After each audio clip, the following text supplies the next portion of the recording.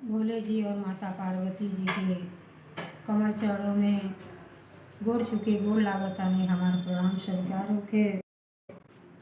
माँ जगदम्बा भवानी के कमल चरणों में गोड़ छुके गोड़ लागतानी हमार प्रणाम स्वीकार होखे। सब देवी देवता के कमल चरणों में गोड़ छुके गोड़ लागतानी हमार प्रणाम स्वीकार होखे। नीलम दीदी और हरेंद्र भैया के कमल चरणों में गोड़ छुके गोड़ लागतानी हमार प्रणाम स्वीकार होखे। सब गुरु भाई बहिना के कमल चरणों में गोड़ छुके गोड़ लागतानी हमार प्रणाम स्वीकार होखे।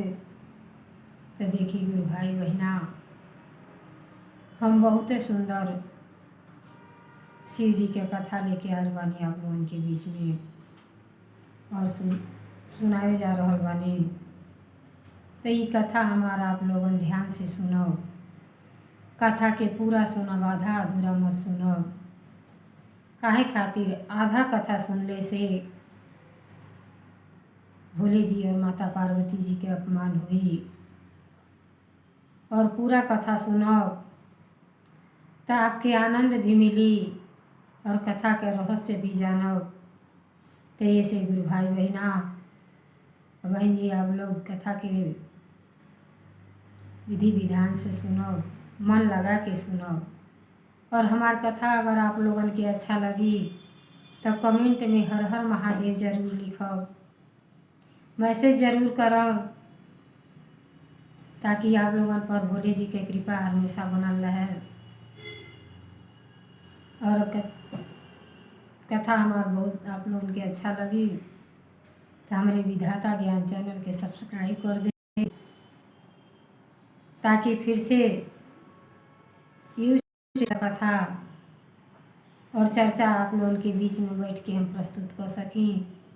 तो देखिए गुरु भाई बहना, हम कथा के शुरुआत करे जा रहे बानी। आप लोग भी शिव जी के ध्यान लगा के कथा में लीन हो जाए।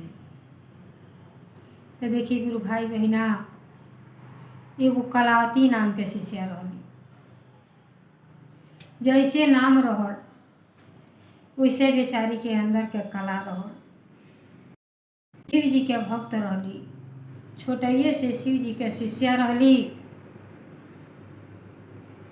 अब बड़े सुबह मुहूर्त में उठें, 4 बजे बेचारी नियमित रूप से उठ जा और सब काम धाम करके भोले जी के 1 लोटा जल चढ़ावें, आरती भजन कीर्तन करें, भांग धतूरा भी अगल बगल से ले आना और पूजा पाठ विधि विधान से भोले जी और माता पार्वती जी के करें। तो देखी गुरु भाई बहना, बहुत जनी हमें तो पूजा के बदले पहले यह कहना है भोले जी हमको खूब सारा धन में दे दी। लेकिन देखी धन तो मंगले के जरूरत नहीं है। जे करे पर भोले जी के दया और कृपा हो जाला, वो अपने आप सब भक्तन पर नजर रखेनी। बैठल है नी कैलाश पर, लेकिन एक के नज़र से सौरे संसार दुनिया के देखेली कि के कहाँ गरीब बाकी अमीर बाकी की का चाहत चाहे का जरूरत बा। सबके चाह के ख्याल रखेली। काहे से वो परम पिता परमेश्वर जी हैं। माता पार्वती जी के यह कर्तव्य है कि अपने पूरे संसार के रक्षा कोई। तो देखी गुरु भाई बहना, वो कलावती कबो कुछ भोले जी से ना मांगे। उनके तो ही अपार खुशी रहे कि हमके भोले जी ये मनुष्य के शरीर दे देनी। जब कथा प्रवचन में वो बैठे तो बड़ी ध्यान से सुने, ऊपर अमल करें। क्या है कि 84 लाख योनि के बाद ये मनुष्य के शरीर मिले ले। आए शरीर के गुरु भाई बहिना कबू व्यर्थ ना जा देवे के चाहिए। जितना हो सके उतना पुण्य का काम तो कोई लेवे के चाहिए, ताकि अगला भी जन्म मनुष्य के मिले और भक्ति भाव कर सकी, दुनिया संसार के सब सुख भोग सकी। तो कलावती जौन रहली वो बड़ी अपने के महान समझें, कहें हे भोले जी लगातार कुछ अगले जन्म में अच्छा कैले रहनी कि भोले जी हमें मनुष्य के जन्म दे देनी, अवसर दे देले बानी कि हम अपने माताजी और पिताजी के सेवा कर सकी। बड़े भक्ति भाव से बेचारी पूजा पाठ करें और शुक्र और सोमवार के कहीं भी शिव चर्चा होकर वहाँ पहले पहुँच जा। भगवान के दया से भोले जी के और माता पार्वती जी के उनके एक ठो बेटा भगवान जी देले रहने और वो बहुते गुणकारी बहुत अच्छा लड़का रहना। भगवान जी के दया से भोले जी के दया से वो पढ़ लिख के बढ़िया नौकरी पा गई रहना। तब वो जौन गुरु बहिना रहली भोले जी के जो शिष्या रही कलावती वो बड़ी खुश रहे कि बिना मांगले ही भोले जी हमके सब कुछ देले बानी, धन दौलत सब कुछ रहल। तो जब अच्छा परिवार रहला तो एक से एक रिश्ता होला। अब वो गुरु बहिना के वो कलावती के जो लड़का रहना उनका रिश्ता बहुत सुंदर सुंदर आवे लगल, अच्छा घराना से रिश्ता आवे। लेकिन कलावती के मन में धन के तनिको लालच नहीं रहे। वह सोचें कि हे भोले जी पुत्र तो दे दिहनी लेकिन पुत्री ना देले बानी, लेकिन पुत्र देले बानी तो जौन बहू आई हैं तो वो हमार पुत्रिये रही हैं।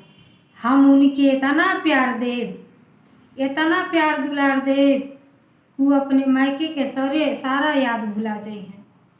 वो बेचारी प्रण कैले रही कि हम सास ना माँ हो के दिखाए। अब जे अपने लड़का के शादी तय कर देली, खुशी के ठिकाना नहीं रहल। लास्ट खुशी तो वह होला जब लड़के बियाहे जाना तो माँ बाप के खुशी के ठिकाना ना रहेला। बड़ी विधि विधान से कलावती अपने लड़का के बियाह कैली। जब बहू आ गईली तो अति प्रसन्न भैली कि हे भोले जी हे माता पार्वती जी जौन कमी रहल हो आप पूरा कर देनी। आज ऐसे बहू घर में आ गईली तनिको भेदभाव ना रखें। जैसे सवेरे पहले उठत रहली वैसे 4 बजे उठ के अपन सब काम धाम को के आ किचन में हल गईली नाश्ता तैयार करत रहली। तो देखी गुरु भाई बहिना प्रेम तो इतना करत रहली कि तनिको उनके अंदर छल कपट ना रह। तो जब बहू उठली तो नहा धो के सब घर में खोजत अड़ी कि सासू माँ कहाँ बाड़ी। तो सास के जब ना बोली तब किचन में गईली तो देखो तड़ी कि नाश्ता भी हो गई बा। वो सोचली कि अब इन लड़की हमें धीरे धीरे समझदारी हो जाए, दोनों जनी मिल के कौनो काम कल जाए तो खत्म हो देरिए ना लगी आ घर में प्रेम हमेशा बनल रही, अपार घर में खुशी रही, केहू दुखित ना रही। तो जब बहू तड़ी कि मम्मी ई का कर रहल बानी, हम तो नहा के अवतर होनी है चाय वही बनौती। कहली का भइल बेटी, चाहे तू कर चाहे हम करो बतिया बराबरे बा, कोनो बात ना। लेकिन जौन बहू रहली उनके अंदर घमंड रहल। वो प्यार से बोलत यही सद्भाव से बोलत ताड़ी कि हमार बेटी है, कोनो बात ना बेटी, तू के जौन मन करे तौन कल आ दोनों जनी कल जाई तो काम जल्दी से खत्म हो जाई। लेकिन ई का मन में कहतड़ी कि सास है तो सास हो तो सास जैसे रहो, माई बनले के कोशिश ना करो। हम जानतानी कि सास लोग कैसन होली, नया आयल बानी तो 4 दिन के दिखावा कर रहल बाटू, एकरे बाद तो अपन रंग दिखावल शुरू कर देबू। जब ऐसा बात बहू बोलली तो वो सास कुछ ना बोलताड़ी। मन में तो दुख होइए गई, लेकिन भोले जी से यह मनावताटी कि हे भोले जी इनके ज्ञान दी कि हमारे अंदर कौनो ऐसा दुर्बुद्धि ना आइबा, अपने बच्चन के दुखी देख सकी, इनके सच्चा मार्ग पर चले के बताई। ये भोले जी से दया मांग रहल बाड़ी। फिर जैसे हमेशा करत रहली कलावती, वैसे सब काम धाम अपने कैल करें, चाहे कि हमार परिवार खुशहाल रहे, कौनो प्रकार के दिक्कत ना रहे। अजन बहू आयल बाटी, भले 9 महीना पेट में ना डोले बानी, लेकिन जे डोले रहेला ऊ तो 25 साल को के विदा कर देला, लेकिन ऊ घर के त्याग देवे के पड़ेला। एक दिन हमनों के यह दशा रहल, आ यह घर अपन हो जाला। ते घर में इतना प्यार मिला कि अपने मैके के याद भुला जा। वो बेचारी एक कोशिश में रहें, लेकिन जौन बहू रहली ओकर उल्टा दुरुपयोग करें।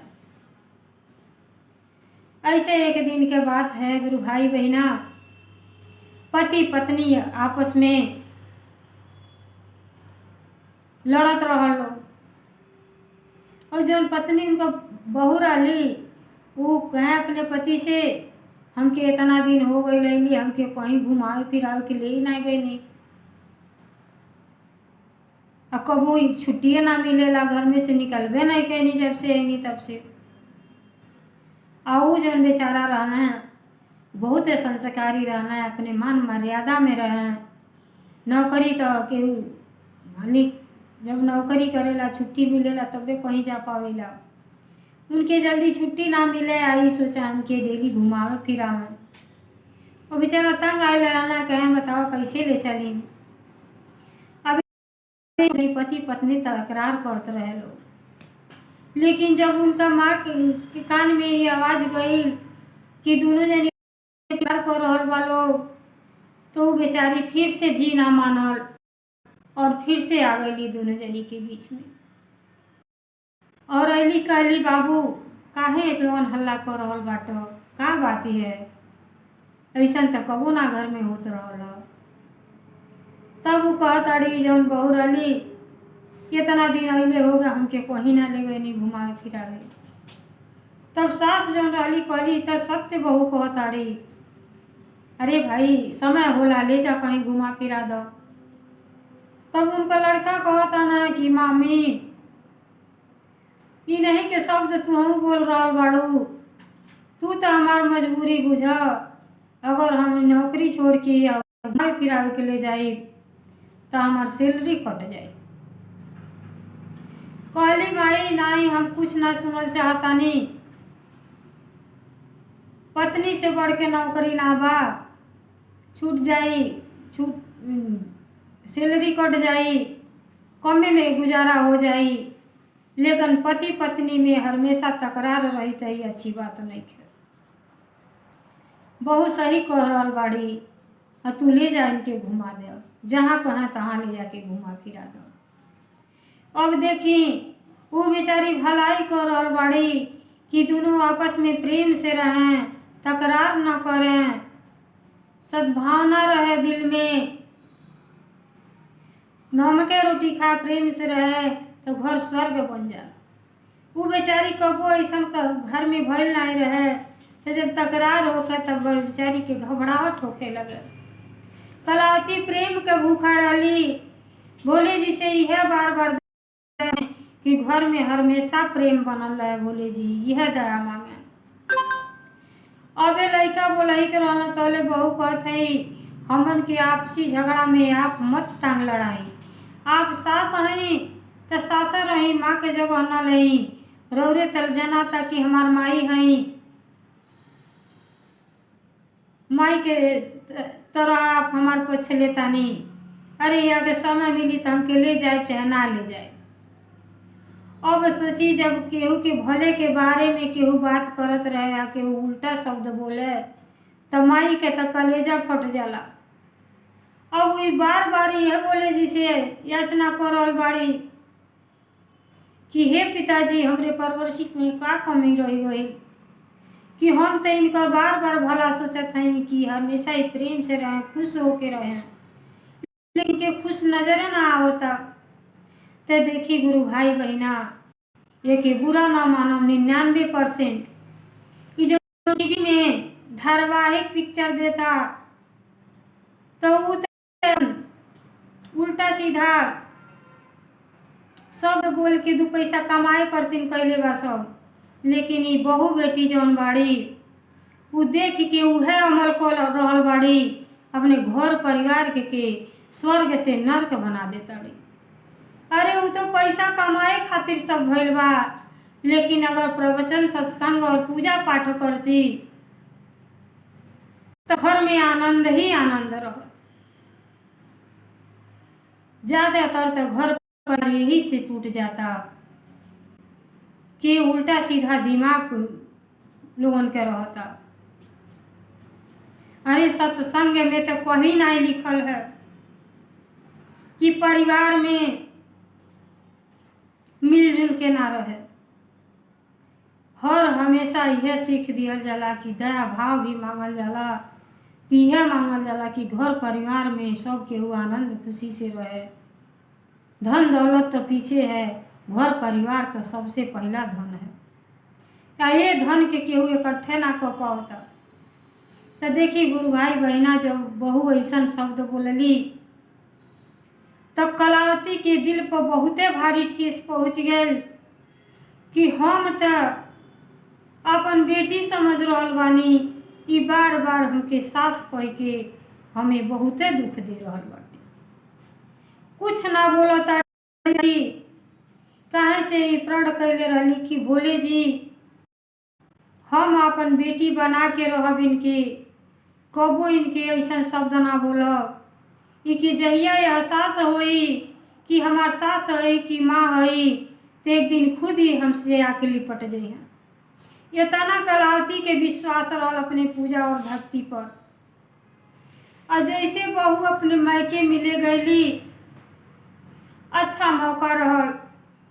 सास सोचली कि अब तो लड़का के शादी कर देले बानी, बाबुओ कमात धमाता न, अब बहू भी होशियार बाटे, तो दोनों जनी अपन घर परिवार देख ली लो। अब हमारे घर में कौनो जरूरत नहीं है। अब वो काम क्रोध मुँह सब छोड़ के देखी गुरु भाई बहना, कहली अब ऐसे अच्छा तो वृद्धा आश्रम बा, वहाँ रहो तो अपने जीवन के जौन भी आई बचल बा ओके भगवान के भक्ति में लीन हो जाए और अपने जीवन के धन्य बना ले। अब बेचारी का कहली, बेटों से ना बतौली और बड़े सवेरे पूजा पाठ कैली और कहली, हे भोले जी अब हमके क्षमा करी, हम आपके शरण में आ रहल बानी। हमरे भक्ति में ना जानी का खोट रह गई कि हमार बहू के अंदर कई जौन दुर्भावना बाई के दूर करी और हम जातानी वृद्धाश्रम। और जैसे मंदिर से विधवा आश्रम करते निकलली, टोला में के सब जनता रहल कि कलावती कितनी सुंदर है, उनके भक्ति के तो गुणगान करे सब टोला मोहल्ला कि इतना भक्ति तो कोई को ना पाई, इतना प्रेम अंदर उनके कि सब है क्यों ना ले। रास्ता में गुरु बहना पूछ पड़ल कि कहाँ जा रहल बाड़ू कलावती। कहली गुरु भाई बहना हम जातानी वृद्धा, काहे खातिर कि बेटा के तो शादी को देनी, बहू बहुते अच्छा आयल बड़ी लक्ष्मी, दोनों जनी आनंद पूर्वक से रही। अब हमारे घर में कौनो काम नहीं है, हम अपने जीवन के अब धन्य बनावल चाहतानी, अपने गुरु के सेवा में लीन होकर चाहतानी, तो हम वृद्धा आश्रम जातानी। अब बेचारी कह के और वृद्धा आश्रम चल देली। और जैसे और बहू अपने मायके पहुँचली तो उनके छोट भाई रहना, उनके जल्दी शादी भइल रहल, साल भर के आयल रहली। अब जैसे ई जात के बिन बैठत आड़ी तले उनका भाई आवता न, उनके माई से कहता न कि माई हमार जौन बीबी बाड़ी वो हमके परेशान कर रहल बाड़ी कि हमें यहाँ ना ले गईनी, वहाँ ना घुमौली, ए घर में आके हम कैद हो गइल बानी। तो जौन उनका माई सबकी माई रहली उ कहली देखा न तुहार चली न तोरे मेहरारू के चली, जौन हम कहब उहे होई। कोई दो आराम से जहाँ आयल बड़ी वहाँ पड़ल रहे, और जौन बहू के काम है वो काम करे। हमारे बे इजाजत के घर में से दोनों जनी कहीं जा ना सकेला। जब इतनी बात स्वयं अपने माई के मुंह से सुन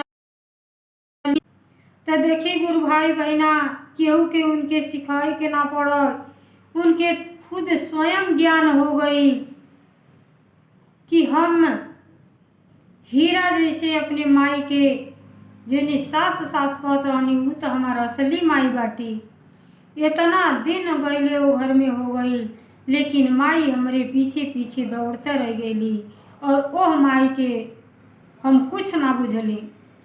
आई जौन हमार माई बाड़ी, अब इतने दिन के हमार भाई के मेहरारू आयल बाड़ी तो माई हमार ये तर कह रहल बाड़ी, ये तर तो हमार सास कबो ना कहली। अब देखी भोले ही जी के महिमा और दया, कलावती के बात भोले जी सुन गईनी और माँ सरस्वती जी उनके जीवा पर जाके बैठ गईनी कि सत्य के मार्ग पर तुरंत आ गईली।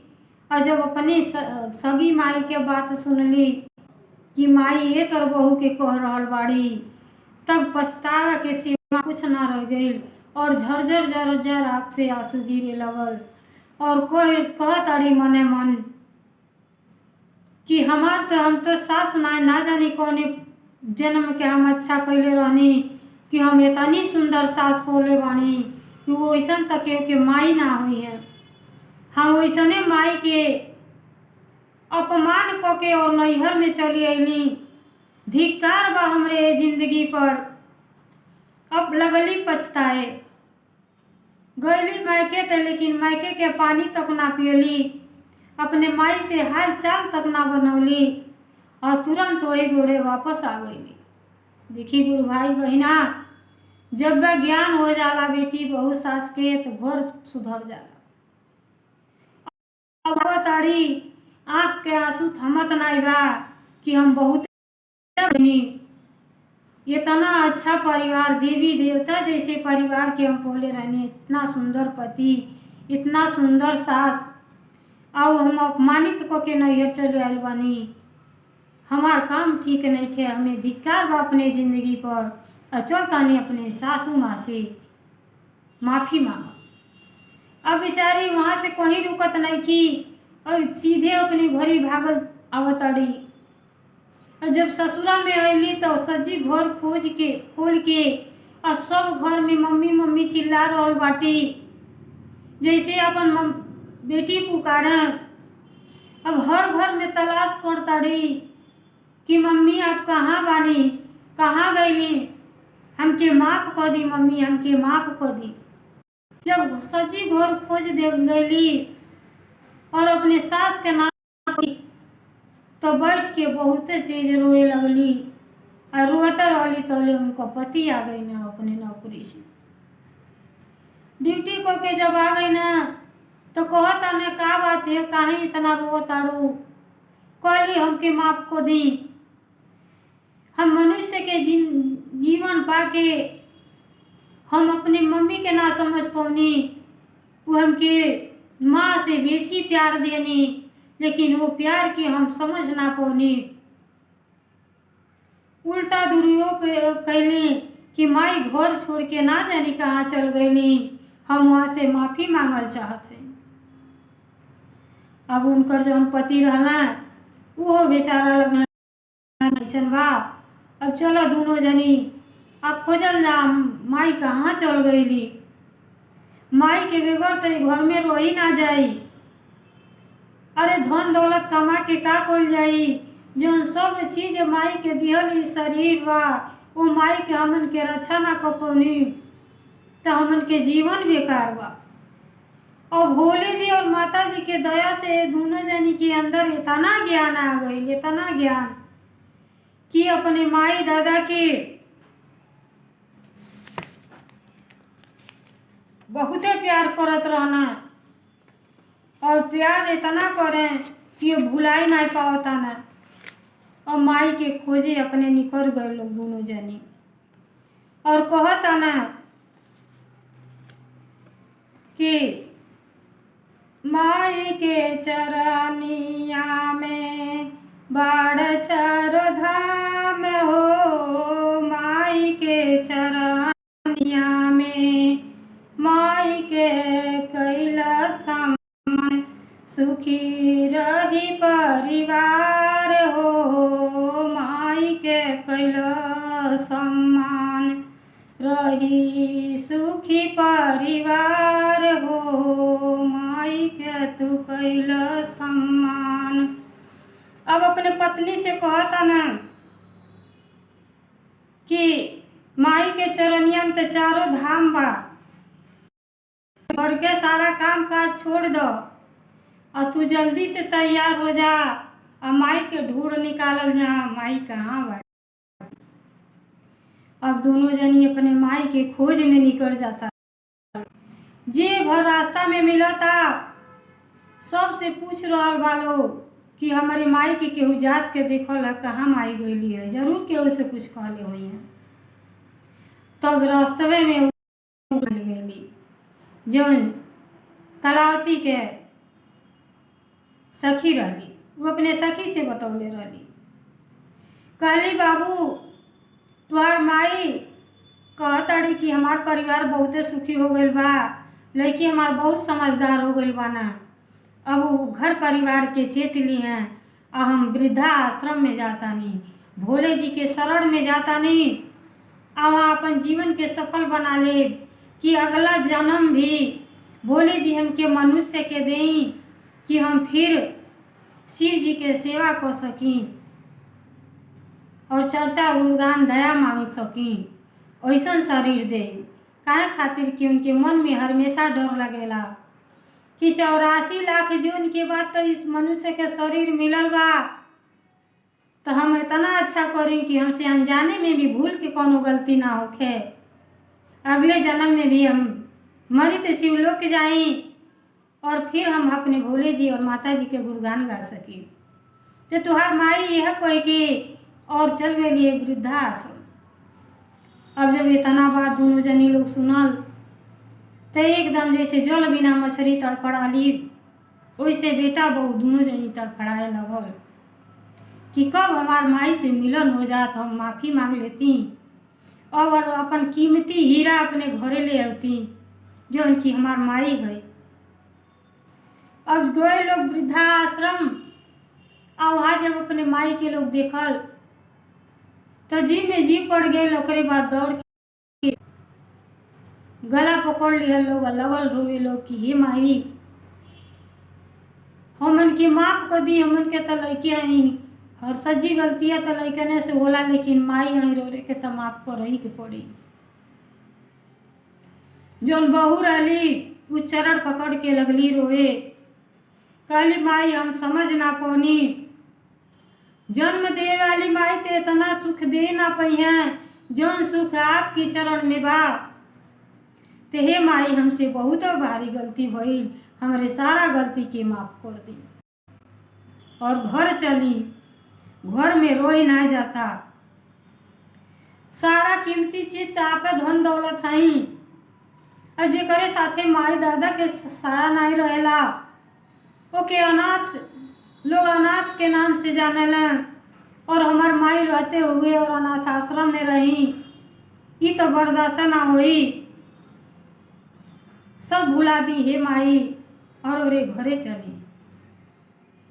जब इतना बात कलावती सुनली, कला के गुड़ खान रहली, जैसे नाम रहल वैसे काम रहल बेचारी के, वो अपने बहू के बहू कब्बो ना समझ ले रहली, गले लगा लेली और फूट फूट के रोए लगली कि बेटी बेटी तो हम सही ना पैदा कोनी, लेकिन यह मन में आस रहल कि बेटा भोले जी देहले बानी तो एक दिन हमारे घरे लक्ष्मी जरूर रही हैं और उनके कबो ऐसा ना एहसास हो के दे कि हम सास हैं।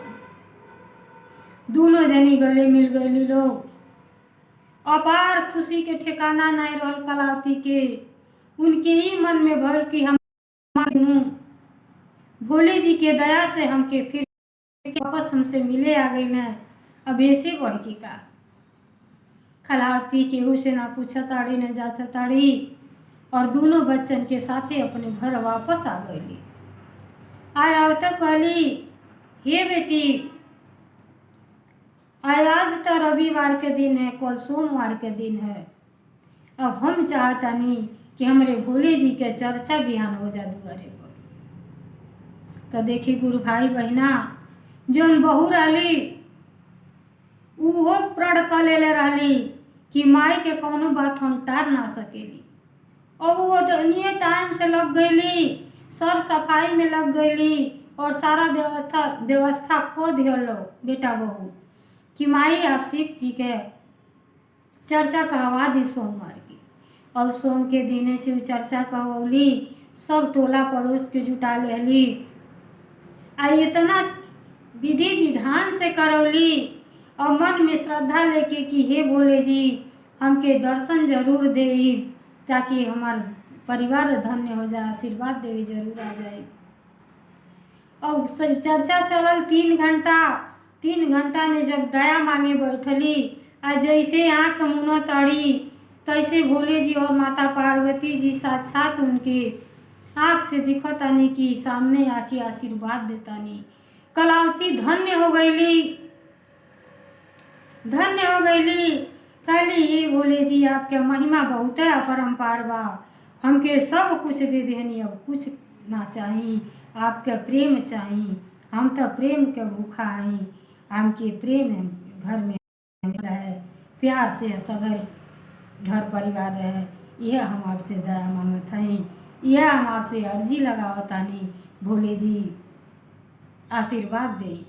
अब जैसे मन में इतना कहताड़ी और आनंद उठावताड़ी, भोले जी के दर्शन करताड़ी माता जी के, उतने देरी में भोले जी अंतर ध्यान हो गई। तो देखिए गुरु भाई बहना, जैसे कलावती के भोले जी माता जी दर्शन देहनी, परिवार में आनंद ही आनंद आ गई, प्यार दुलार देहनी, घर परिवार संवर गई, ज्ञान के भंडार ऐसा दे देनी कि बेटा बहू सास सब माँ बेटी के खान रहे लगल लोग। वैसे सब गुरु भाई बहना पर दया करी और कृपा बनल रहे, सबके परिवार में सुख शांति प्रदान करी। हर हर महादेव, घर घर महादेव।